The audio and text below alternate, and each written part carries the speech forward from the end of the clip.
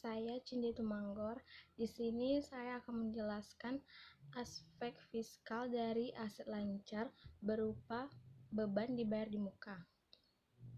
Biaya dibayar di muka adalah biaya yang dibayar sebelum menggunakan jasa atau barang yang akan digunakan. Anda dikenakan biaya ini ketika Anda membayar sesuatu yang akan Anda terima dalam waktu dekat. Contoh-contoh pengeluaran dibayar di muka secara umum. Yang pertama, sewa atau membayar uang komersial sebelum menggunakannya. Yang kedua, polis asuransi bisnis kecil. Yang ketiga, peralatan yang Anda bayar sebelum digunakan. 4. Gaji, kecuali jika Anda menunggak gaji. Yang kelima, taksiran pajak. Yang keenam, beberapa tagihan utilitas. Yang ketujuh, beban bunga.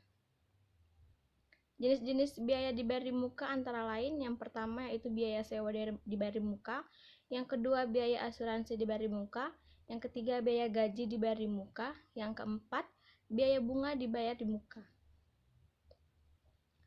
Pajak penghasilan pasal 4 ayat 2 atau PPh 4 ayat 2. Definisi PPh pasal 4 ayat 2. PPh pasal 4 ayat 2 atau disebut juga PPh final adalah pajak yang dikenakan pada wajib pajak badan maupun wajib pajak pribadi atas beberapa jenis penghasilan yang mereka dapatkan dan pemotongan pajaknya bersifat final.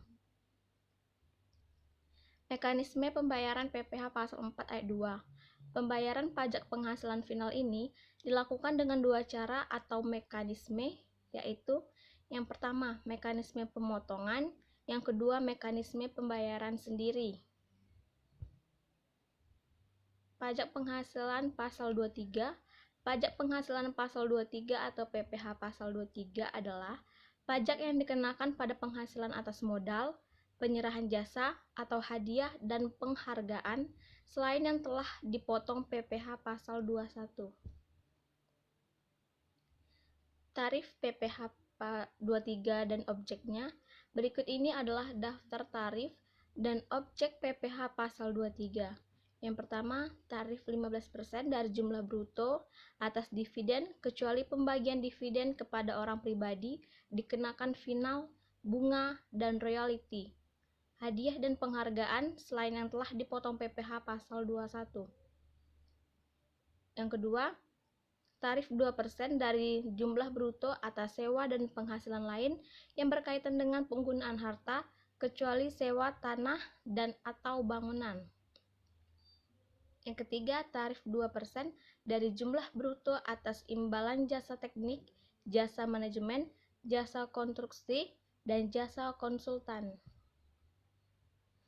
Yang keempat, tarif 2% dari jumlah bruto atas imbalan jasa lainnya adalah yang diuraikan dalam Peraturan Menteri Keuangan Nomor 141/PMK Nomor 03/2015 dan efektif mulai berlaku pada tanggal 24 Agustus 2015. Yang kelima, bagi wajib pajak yang tidak ber-NPWP akan dipotong 100% lebih tinggi dari tarif PPh pasal 23.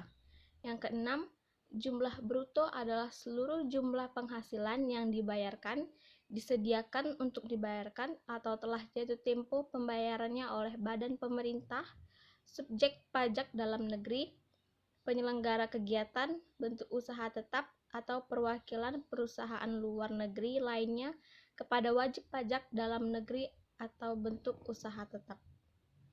Sekian dari saya, terima kasih.